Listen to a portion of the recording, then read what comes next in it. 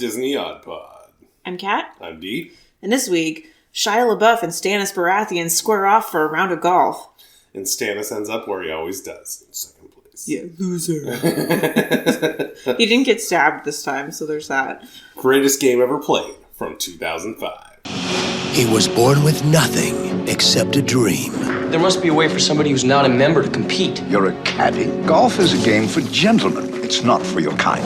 He was given no opportunities except the ones he made. It takes an outsider Shot a 71 on the toughest golf course in New England. to change the rules. He saw the game in ways no one could imagine. I am really curious what you thought about this movie. I actually really liked this movie. Right? So It was a really good movie, but it was too fucking long. I was legitimately shocked that I was I was literally on the edge of my seat. It was because, Shia LaBeouf and Stephen Delane, or we'll just call him Stannis. It's Stannis Baratheon. Yeah, it's Stannis Baratheon. Stannis Baratheon is incredible in this movie. The Iron Throne is mine, by right. All those that deny that are my foes. They'll bend the knee or I'll destroy them. But it is really... And Shia LaBeouf Delane, is super good. And when I saw his name come on the screen, I was like, I know that name. Why do I know that name? Well, and I didn't even realize that Stephen Delane was Stannis Baratheon until probably 30 minutes into the movie. I didn't realize it until I saw it. I was like, where do I recognize this guy from? Because he has hair here, and it doesn't quite... But as soon as I got it, I was like, that's why I like this guy so much. And that's where I've seen the name. I've seen it on every episode of Game of Thrones, the little Stephen Delane. Yeah, so if you don't know who Stannis Baratheon is, I'm sorry. What are you doing with your life? Yeah, for Watch real. Game of Thrones. Especially at this year. I mean, come on. Yeah. But I just never really... I was not excited to watch this movie because I knew it was about golf, and golf is typically, no offense to the golfers out there, it's kind of boring to watch. Yeah, it's very niche. But this was thrilling. It had funny parts. It had heart. It had a lot of weird side character action. It did. It had a creepy British guy. Our man Eddie, the caddy, he was a little moochy. Yeah. Little moochy machine. He was fantastic. It was a good movie. It was a little bit long, but we'll get into what I would have done differently with this movie. But I was very pleasantly surprised. It was an enjoyable... I was into it. Well-made movie, yeah. I was very into it as far as golf movies go. Yeah, I think... Well, other than the best golf movies, this is well, okay. It's no Happy Gilmore. It's no Happy Gilmore, right. But I mean, this is more of a serious... As far as the traditional serious underdog sports movie, I enjoyed this. I enjoyed it. Let me read the synopsis. Sorry. So if you do want to watch this on Disney Plus, it is a 2-hour movie. So just keep that in mind. Buckle up. Buckaroo. The greatest game ever played. Sports biographical. Based on an inspirational true story, Shia LaBeouf stars as an amateur golfer, Francis Ume. Is how you say his last name? I forgot. We may. Yes, may. We may. Armed with nothing but talent, the working-class youth has a seemingly impossible dream to compete against the world's greatest player, his idol, Harry Vardon. Soon, with the help of his spunky 10-year-old caddy, Eddie, Francis boldly breaks down all barriers with a thrilling display of unrivaled drive, skill, and heart, and challenges the golf pro for the U.S. Open Championship. Contains tobacco descriptions.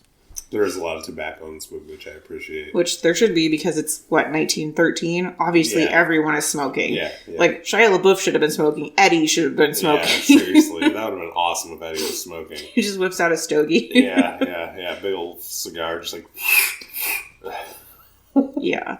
And the whole class war thing of this was a good angle. It was. Because, all the best golfers were all low-class individuals. Yeah, that's what was that. Yeah. And, just spoiler, I wanted to see the backstory of the fat guy, Day. Oh, yeah, he was great. Vardon, Baratheon, Stannis, whatever. You saw his backstory somewhat. Somewhat, but I wanted to know more about that. I wish they would have had slightly less golf. swimming. There was so much golf. And maybe dug into that a little bit more. There might have been legitimately like 35 minutes of just playing golf. Just people playing golf, yeah. Or I enjoyed the interactions between Stannis Baratheon. We should probably stop calling him Stannis Baratheon. Yeah. But in between Varden and Francis, I enjoyed their 2 scenes they had together quite a bit. Like I wish they would have had a scene where Francis was like, "Oh, you don't remember me?" He's like, "Of course I remember you." Like, you know, from the little kid. That would not check out. Come on, of course it would. No way. There's no way he's remembering some little brat kid. Sure, why not? He's the greatest. Look, really the biggest surprise, when did Bill Paxton direct any movies? Well, we'll just roll right into that. He really didn't. This is the only movie he really directed. There's some 2 other garbage movies, but I was just in disbelief. I was like, this has to be a different Bill Paxton. There's no way this is the same person. No. It was definitely Bill Paxton. And then Mark Frost wrote this, and he's the writer of Twin Peaks. Yeah. Very strange. It's not even weird. No. And that's what I was like, what? What? And he wrote the book, too. Like, yeah, he is the writer of Twin Peaks. Like, this is the dude. Yeah. And it's like, what? Maybe he just really likes golf. I mean... maybe he really liked the book. Maybe him and Bill Paxton... he wrote the book. I'm sorry, he wrote the book. That's what I'm saying. It's just, he must love this story or something. I mean... Him and Bill Paxton met on the golf course, and he's like, "Oh man, did you read my book?" And Bill's like, "No, man." And then the next time Bill came, and he's like, "I read your book." Can you see Bill Paxton golfing with a gigantic cigar and just like throwing high fives? I can. I would love to play with him. Yeah, and then he's got Bill Pullman in the background. He's like, "Hi, I'll caddy for you. I'm Bill Pullman." I don't know about that, but... I do. Nothing weird. Creepy list guys. Yes, that's their golf club. They all go up to the clubhouse or whatever and sit around and be creepy together. And they swap creepy stories. "Oh man, guess what I did this week?" Shia LaBeouf actually did a good job on this. This was the least... Wait, he's a good actor. He almost exclusively does indie movies. He is, but he's kind of a lot. Don't let your dreams be dreams. Yesterday, you said tomorrow. So just do it! Make your dreams come true! Just do it! He has a lot. It really helped that he basically always looked like he's going to start crying. That really helped his golf look. He's got a furrowed brow through much of this movie, that's for sure. Yeah. But I guess when I think Shia LaBeouf, I don't think of indie movies. I think of, because when he was super, like, mainstream. What, Transformers? Yeah, Transformers. I think of him mostly just as a crazy celebrity. He is insane. Yeah. Do it! Just do it! Or getting in fights with people on the street in Vancouver. Like, that's what I think of. I think of this guy who's a celebrity who's a little bit nuts. Yeah. But we'll see him again in Holes. That's a movie. That's another Disney movie he was in. Okay, there we go. Fair enough. But also, I think that Shia LaBeouf's alter ego is actually Post Malone. I think they're the same person. They look a lot alike, actually. I know you do, but that's his alter ego. Ugh. It's like, yeah, I am Post Malone. Yeah. If I had no talent, I'd be Post Malone. Yeah. He's Post Malone. I'd just tattoo my face and be dumb. I'm just saying. And then, obviously, Stephen Delane, who was Stannis Baratheon. I mean, he's been in 5 million other things. And he has been in a lot of movies. I haven't seen most of them. No, but he is, that's his biggest thing that people know him from. I mean, what an iconic fucking role. I mean, he was badass in that. Yeah, until he died. Well, he fought hard to the end. He was always going to die, but he was badass doing it. Complete with burning his wife or his child. Yeah, he's really badass. No, he's a fucking asshole, but, it's fine. I'm not saying he didn't go down the wrong path, but... Yeah. Oh, so the gross Duke guy, I didn't really know most people's names in this movie. That was the other thing. Okay, so there were a whole bunch of gross guys that you had no idea what their name was or what their real role was. Like, the journalist weird guy with the mustache thing? Well, his name was Darwin. I guess. Because I was like, oh, is that supposed to be like Charles Darwin? Oh, wait, that's not right. That's not the right timeline for this. Yeah, it's a little late for Charles Darwin. Maybe at the end of his life. Yeah. But no, the main, bad guy who was, obsessed with them winning, because he's like, I'm going to get a seat on Parliament, da-da-da-da. And he was, eat those oysters with me, that guy. Yeah, that guy was a douche. That guy was in Mighty Joe Young. Oh. He was the henchman. That's right. He was. And then, so I'm like, oh, so Bill Paxton just met you during this movie, and he was, hey man, do you want to come be in my movie that I'm going to direct? That's just like the guy who played the other American golfer. Oh, Johnny McDougal or McDermott. whatever. I just kept writing down J. McD. Yeah. He was the local cop guy in Super Troopers. Oh, and he was in Club Dread, so he was also a friend of Paxton. Yeah, he just got all his friends together. Like, I know who that guy is. I recognize that guy, and I knew it was that guy. He got all his friends together. Yeah. And then I just want to give a shout out because I think he did a really good job. The guy who played Shia LaBeouf's dad, Elias Cortez. He's apparently a big deal on all the Chicago PD, Chicago Med. He plays a character called Alvin Olinsky. He's like a regular on that show. But I thought his scenes were actually, he did a really good job. He's got one hell of a mustache, I'll say that. He's got like a Daniel Day-Lewis level mustache. Like just dark black charcoal mustache. Crazy. Yeah. I'm just going to give a shout out to Josh Flitter, who was Eddie. Because he was fantastic. He did a few movies around this. And it looks like he's in some short films now, but not a whole lot. But he was pretty good. He did do a really good job. His character was quite delightful. Yeah. And the way it came about where they were going to have that just like plain dude, and then he shows up and he's just hilarious little 5th grade kid. And all of his words of wisdom. Yeah. Throughout rhyming. Yeah. He's like almost like a modern Moochie, but he didn't get to do as many movies. Yeah, and that was all I kind of wrote down, because those were the ones that stuck out to me. There weren't a lot of people that stuck out, like, which is weird, because there were a lot of good performances. No, all the acting was fantastic. Like, the mom was really good. Yeah. Yeah. No, there were a lot of good performances, but that was, like, the main ones that stuck out to me. Did you find any fun facts? Because this I found to be almost impossible. There wasn't very many. But as far as the real story of this goes, there was no 3-year gap where he quit playing golf.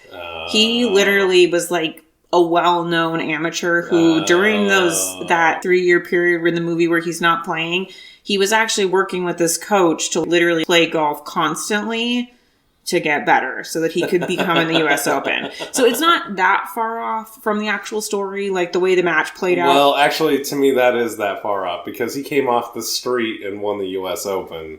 But he was, like, not supposed to win. Like, at that part of it. Of course. Him being an amateur, all that was all true. The only thing I got was that Ted Ray is not that fat. I got that one as well. And that's all. That was it. Well, the only other one was for the movie. They filmed it at a golf course in Quebec, and they painted the clubhouse yellow for the movie because it looked better on film than white, and they liked it so much they didn't paint it back. Wow. So, that's... Way to go, Quebecois. That's all I got. Yeah, there was, like, no information about this. No, not very many fun facts. And just not a whole lot of general information. Here's this weird movie they made in 2005. Yeah. And even though this movie was long, I don't think it'll take that long to kind of walk through it. Well, yeah, because it was a ton of golf. Yeah, like, the first, 40 minutes of the movie had a lot of content. Like, a lot. Yeah. And then it kind of just turned into a ton of golf montages, as most sports movies do. But this was kind of extra on the golf. But I was still into it. I know, but there's no way for us to really talk about, like, oh, well, the score updated right here. Yeah, no. Nobody wants to hear about that. Yeah, no. Just watch the movie. You just have to watch the movie. It's like, okay. Yeah. Okay. They did a lot of effective montaging. Yeah. Could have been a montage. So, should we...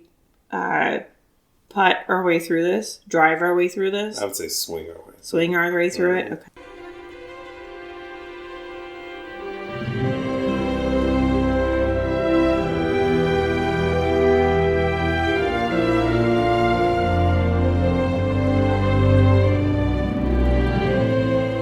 So it's a true story. We got into that. Had a really interesting intro, I thought. That was pretty cool. With the weird top hat dudes. All the old timey people and the little signs that would.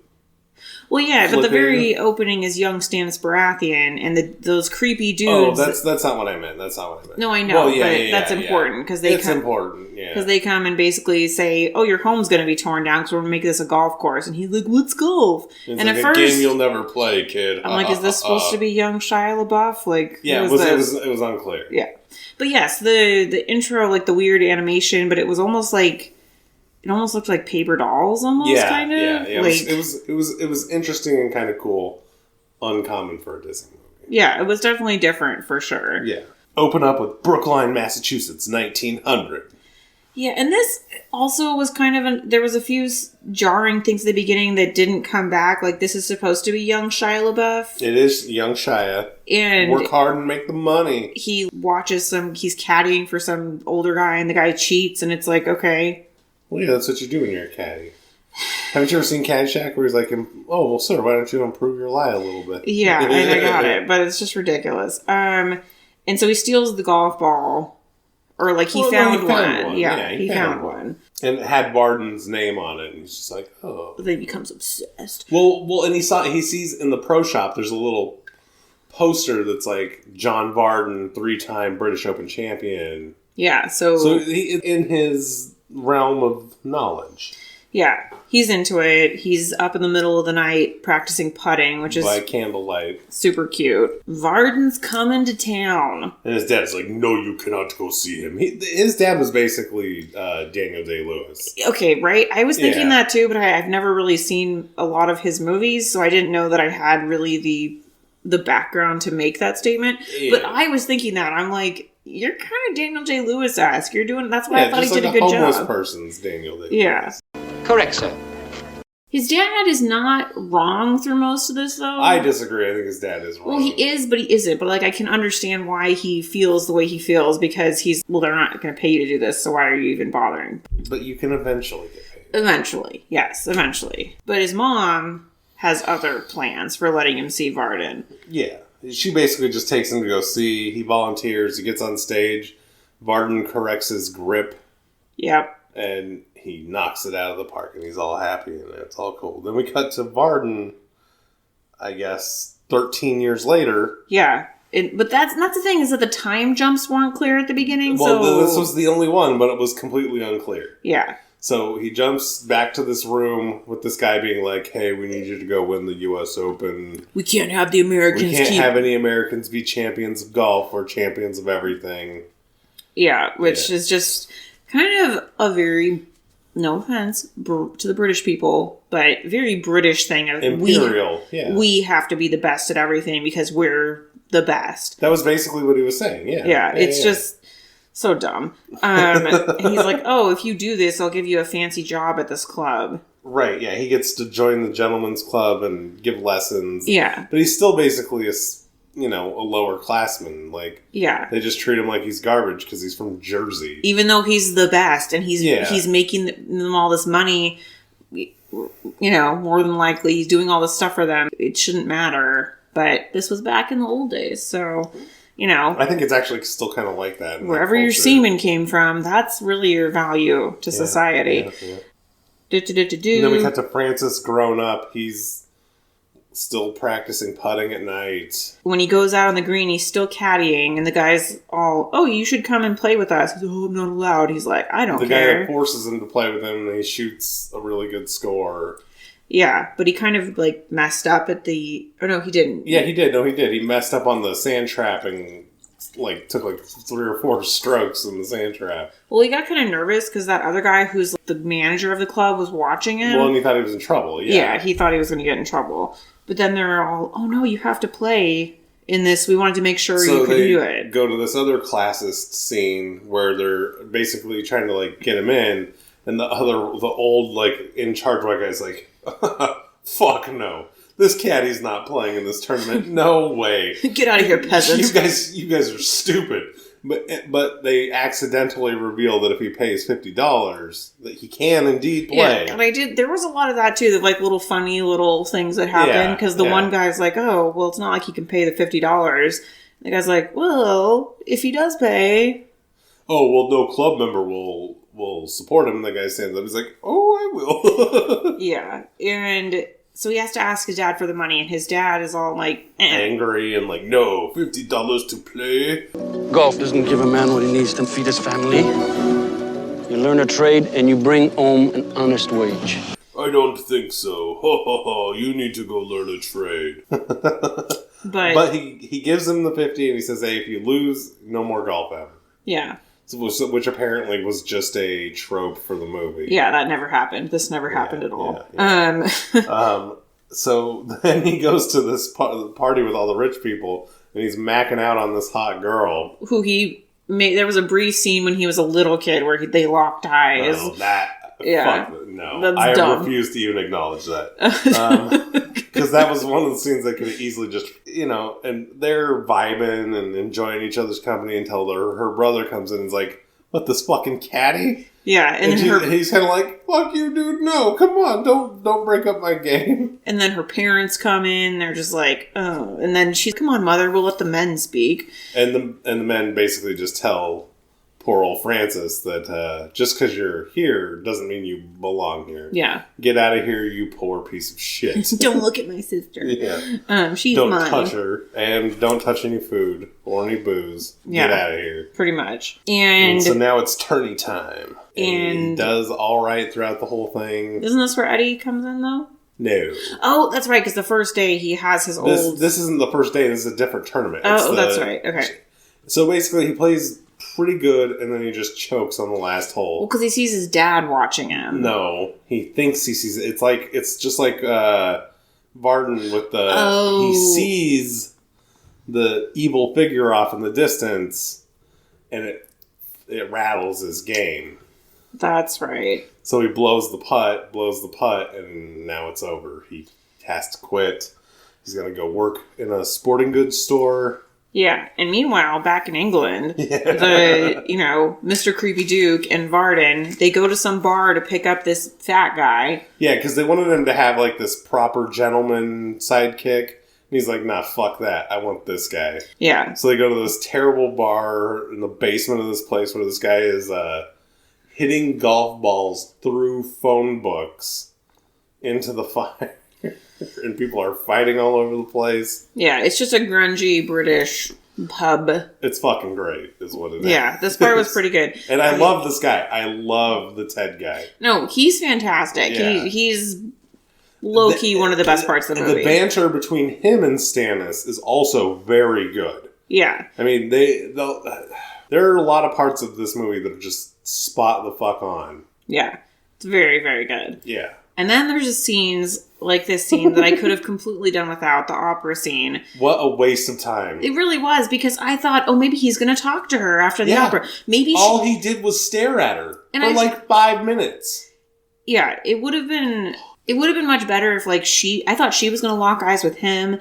And then, like, it would have, honestly, if they would have had, they could have done any interaction, then that would have kind of made their relationship kind of be more impactful to the story. But really, they could have just cut this whole scene out. They could have cut her whole character out, to be honest.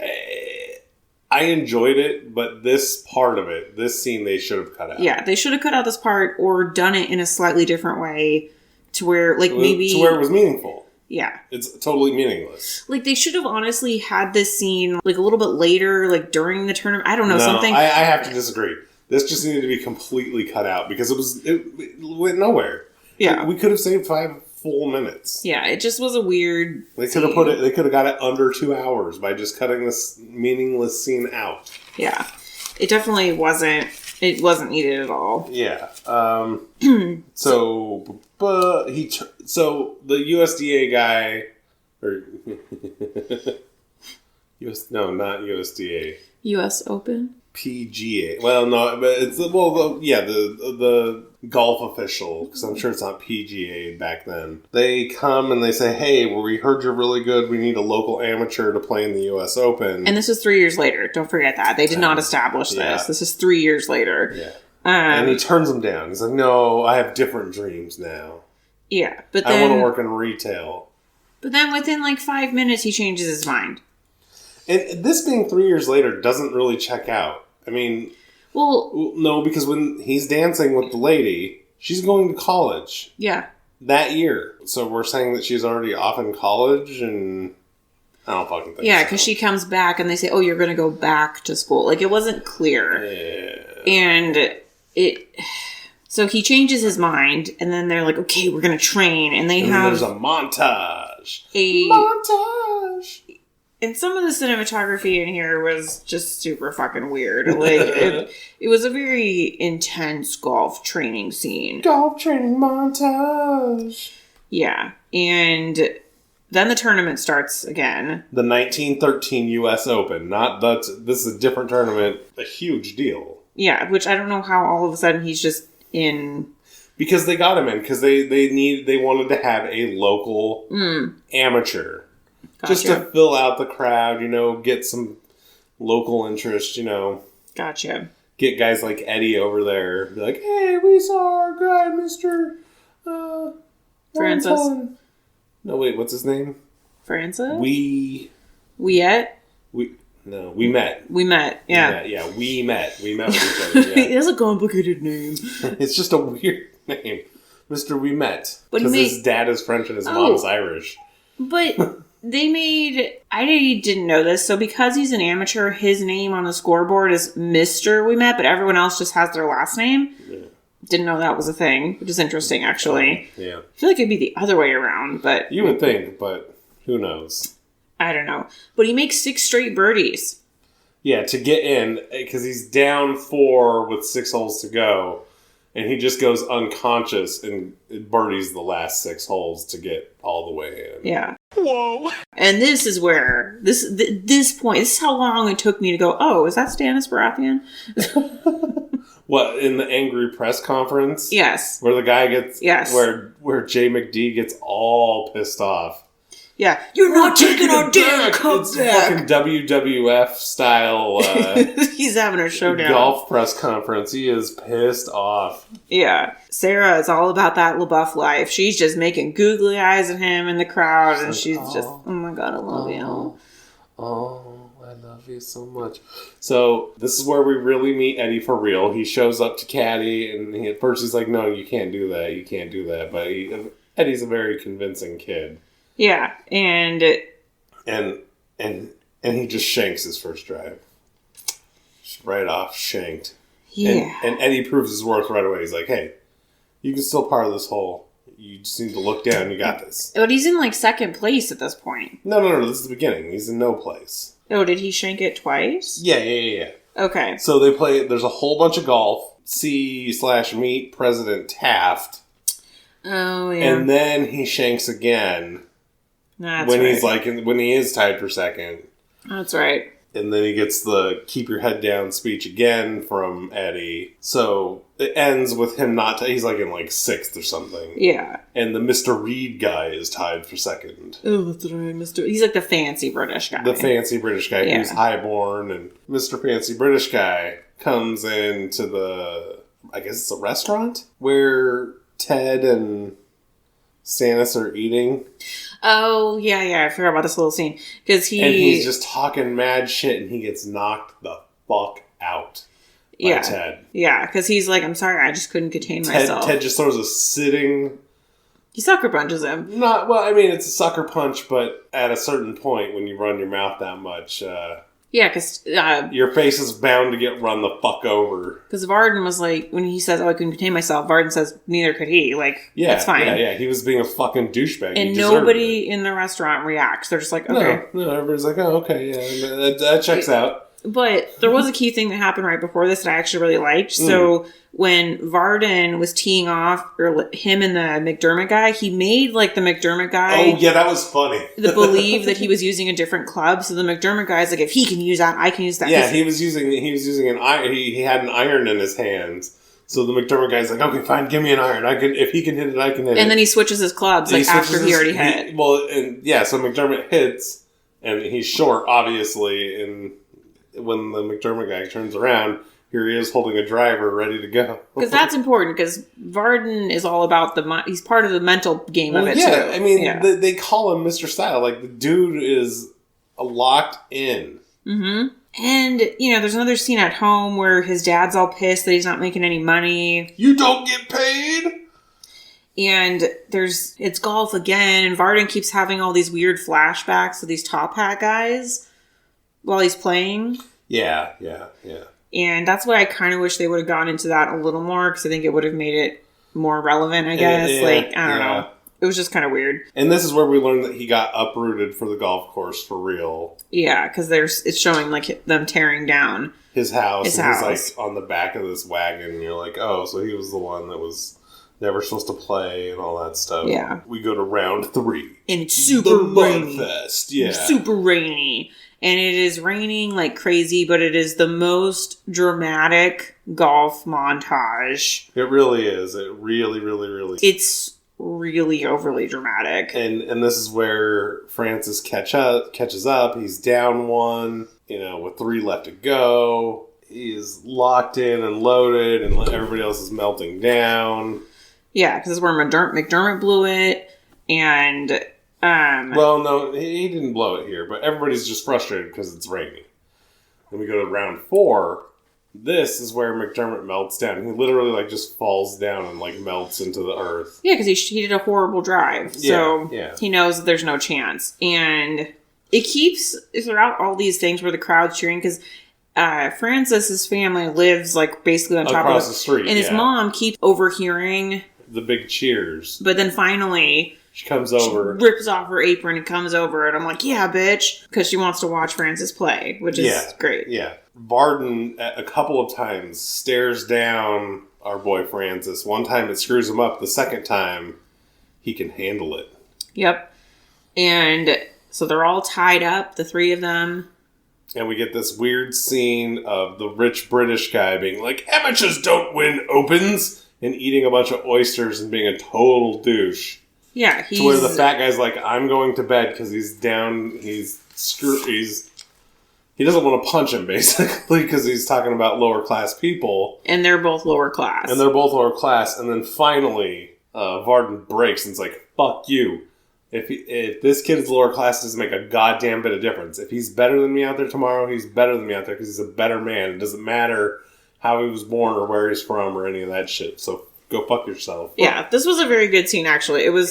I enjoyed it quite a bit. I did too. It was very effective. And then it's followed right after, actually, there's a scene between Francis' parents that I thought was actually very effective. Because... his mom is like, do you want him to fail? What's wrong with you? And he's like, no, of course I don't want him to fucking fail. That's not what it is. Is that what he was saying? I thought he was kind of saying, maybe I do want him to fail. No, he just says, he's like, do you think that I want him to be heartbroken? Is that what you think? He just can't be proud. He just can't do it. No, but that scene was what I thought was good too. Right. And now it's playoffs. And another great scene, because they're trying to, essentially, it's the final round. They're like, oh, we're going to get rid of your fake caddy. We're going to get rid of Eddie. We're going to get you a real caddy. And Shia Lebeouf's like, the fuck you are. Yeah, he's like, don't ever talk to my caddy again. That's right. Yeah. You told Eddie this before talking to me? Can't reason with a boy like that. We'll take up a collection for him and pay him handsomely. I understand his family could use it. Don't let him do it, Francis. Don't let him. Hey. Is it true? You know I can't pay you, Eddie. I wouldn't do it for $10. I wouldn't do it for 100. Listen, you think I would place you? They said you'd want to. Here's what they said. Who cares? This is me and you. We're a team. Okay? They don't get a vote in this. All right? I'll meet you outside.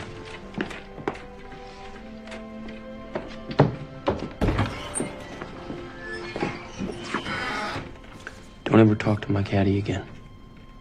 That was he pretty womaned their asses. Yeah, he really did. He's like, get the fuck out of my face. This was actually, I think, one of my favorite scenes in the movie. Yeah, I agree. Because then he's like, don't let him do it.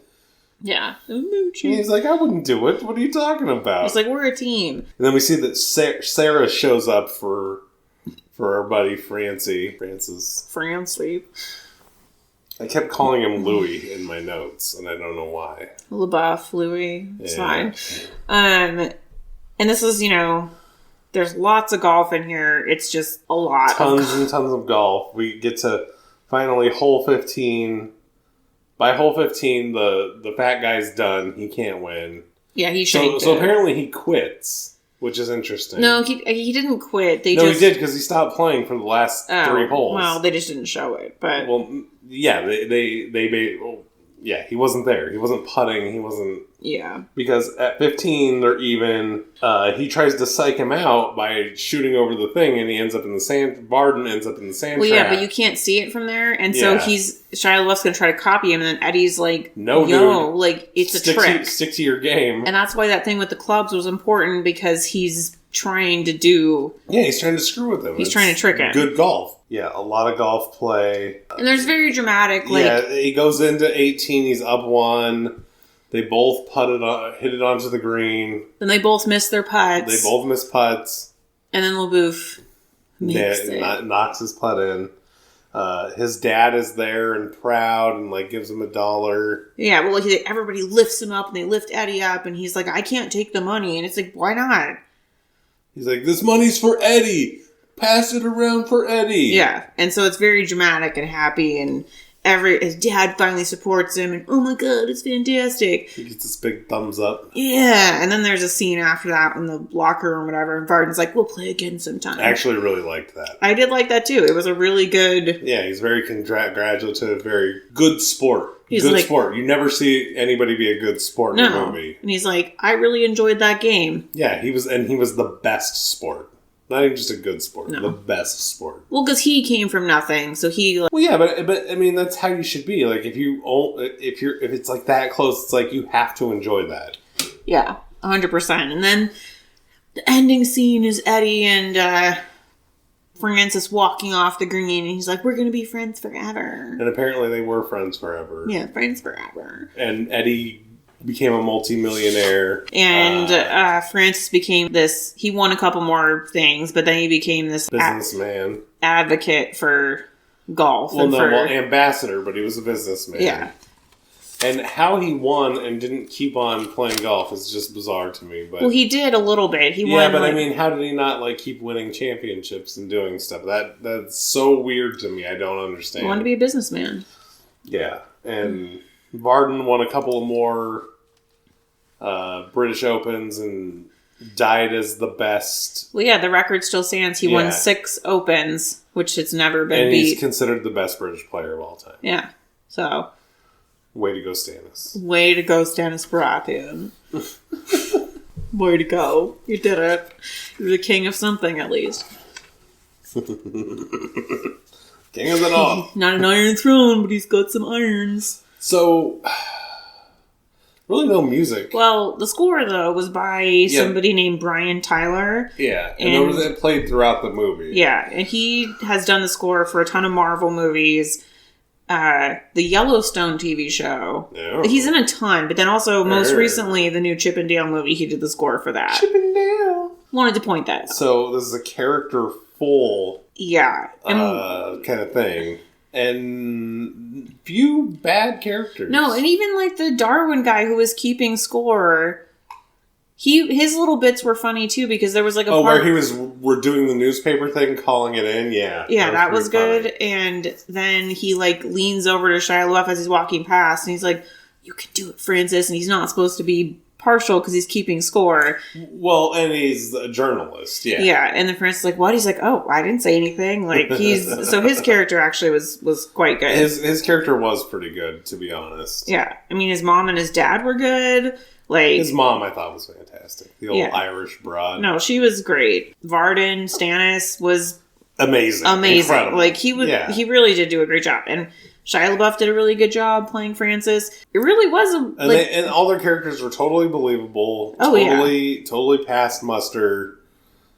Some of the little things that Stannis did, when the guy's like, "I've never seen you smoke on the job," and he's like, "I should have started 4 holes ago." He's just such a badass. Yeah, they're... And the bigger guy, Day, there was just a lot of little things in this movie that were really good that kind of all together pulled it together to be... a pretty good movie. Golf is not that exciting of a sport. But I guess if you're watching a match like this, that would be It was exciting. The greatest game ever played. That would be quite exciting, you know? Yeah. But for cinematography, there were just a couple of some of the weird... I thought it was really nice for the most part. It was good for the most part, but there was a couple things where they randomly did that speeding up of the thing again. I thought that was good, because, Barden's thing was he could make everybody disappear, and Francis's thing was he could basically bring the whole close to himself. Yeah. And kind of just go unconscious and just like see everything is so close that it was just easy for him. And that kind of tracks. Yeah, it's I guess some of it I was like, oh, that's a little weird, but did you get any Moochie moments? Eddie is a Moochie. He's just running around the course every time he's saying something. It's basically a little mini. He's not hitting Moochie home runs, but he's hitting Moochie singles. Just like knocking him, getting on base every single time he talks. Yeah, and my favorite part of the movie is don't ever talk to my caddy again. Yeah, that scene was, I think, my favorite part. Yeah. Okay, fair enough. So, as far as surprises or disappointments, I mean, obviously, I would just try and cut length off this movie everywhere I could. That's your surprise or disappointment? Oh, get out the shears. Yeah, I agree. And but my surprise is such a quality film. I'm just surprised, honestly, that my dad never made me watch this because my dad is very into golf. I have to wonder if he's seen it. He has to have seen this. I don't think so. He has to. I mean, I don't think so. I don't know. I'll have to find out because I'm like, why would... Like, my dad's obsessed with golf, especially golf movies. I know. But I could see this being under his radar. Yeah, so I'll have to ask him. But I don't necessarily want a sequel, but I like I said, I want a prequel. Varden and Fat Day and their kind of backstory of how they met in England. A prequel could be good. A sequel could be good because we could find out how Eddie made his multi-millions. That could be that could be really good. Like a buddy pick of Eddie and Francis. Yeah. And their trepidations and trials of business and making money. Money. Did Sarah and Francis ever get together? Like, I don't know. No way. Like, what happened with that? She can't class cross. And what was she going to school for? How to get a husband? This is 1913. Like, there weren't a lot of options for women back then. Anyways. But, I mean, it's like going to school to learn how to be a wife to a rich guy. Yeah, it's unfortunate, but that's how it was back then. Yeah. So they would send the girls to college to learn how to be rich girls. Well, it's really to find a husband, but... Well, yeah, but I mean, and learn how to be rich girls. So it's a nice sports movie in the end. Like, it's just really good for a sports movie. Yeah, definitely one of the better sports movies I think that I've seen. I enjoyed it more than some of the other ones that we've watched, for sure. Yeah. So, did you get a budget? Yeah. $26 million. And they only made just over $15 million. Yeah, nobody watched this. Which is kind of sad. Because the problem is who's this movie for? Your dad? Yeah. But I guarantee you he hasn't seen it. Yeah. And all those golf people just don't care to watch this, and they didn't, obviously. Yeah. Because it's a good movie that clearly nobody's ever seen. Yeah, it's unfortunate. So, what do you have for your rating, Kat? So, I really enjoyed this movie quite a bit. I gave it a 78%. Whoa! 7.8 out of 10 Eddie quips. So, I really enjoyed this movie, but I'm not crazy. It was really long, really needed a lot of help. I gave it a 68%. So it's still good, but it's not that good. I think it is. I really, really enjoyed it. I was literally sitting on the edge of the couch. Kat was on the edge of her seat. So what do you think the Rotten Tomatoes score for this movie is? Well, it's kind of difficult considering nobody saw this movie. Well, critics saw it. I'm going to guess this probably got like an 85%. With the critics, it's 63. And with the people, it's 82. So if you've seen this movie, you like it. Yeah. Yeah. That's what I'm saying. Because, I mean, even my score counts as a positive score. I mean, Polly, it's baffling that nobody's seen this. Yeah, and the critic score is a little confusing to me because this has all of those uplifting sports Think about critics are kind of more hipster douche. They're not going to like a 2-hour-long sports movie about jockos. It's just not. I guess. I don't know. I don't think this is a critically. I'm surprised they got what they did. Not a critical darling. It should be. All right, now it's time for Kat's favorite part of the podcast. I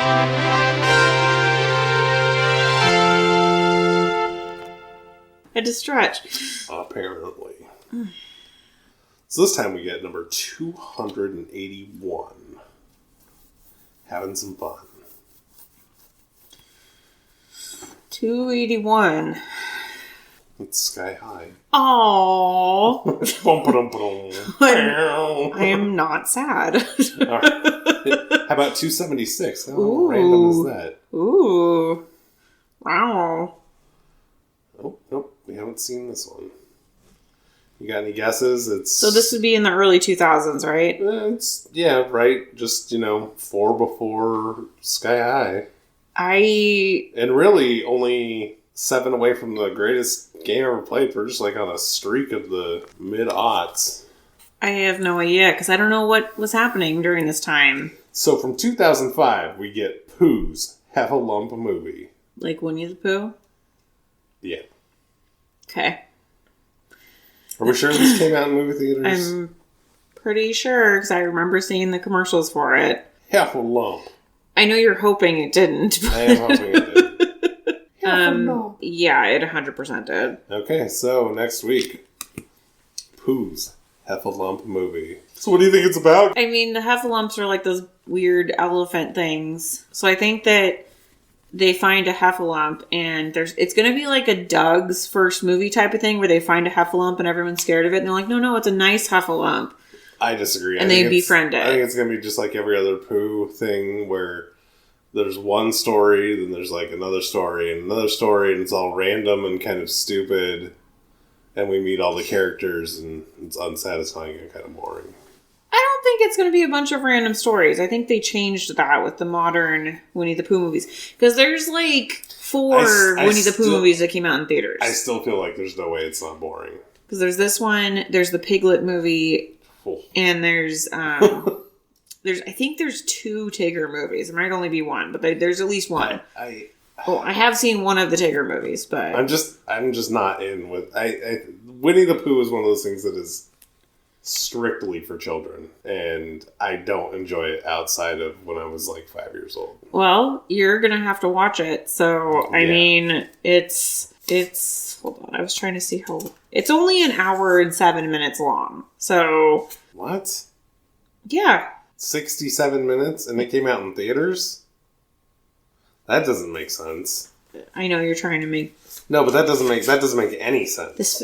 The film was released theatrically on February 11th, 2005. Ooh, in February. That's bad.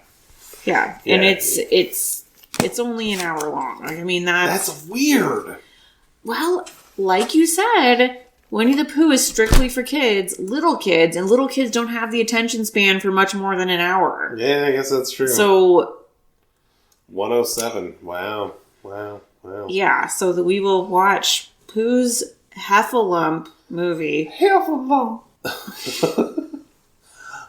In the meantime, if you'd like to subscribe, do all those kind of things, you know how to do that and where to do that. Please leave us a review on your platform of choice. Send us a message, do the thing. 5 stars. We'd appreciate it. Yeah. Send us an email, DisneyOddPod@gmail.com. But in the meantime, this has been Disney Odd Pod. I'm Kat. I'm D. Bye!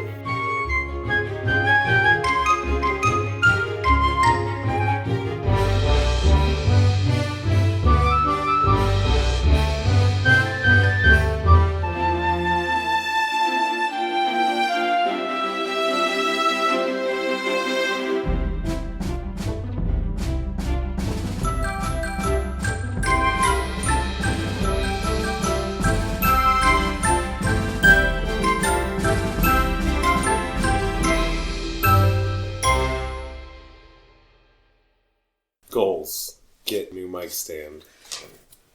Yeah, it's probably not a bad idea. It's what, like $30? I don't know. Maybe, if that. I can't speak to that knowledge of what that cost is.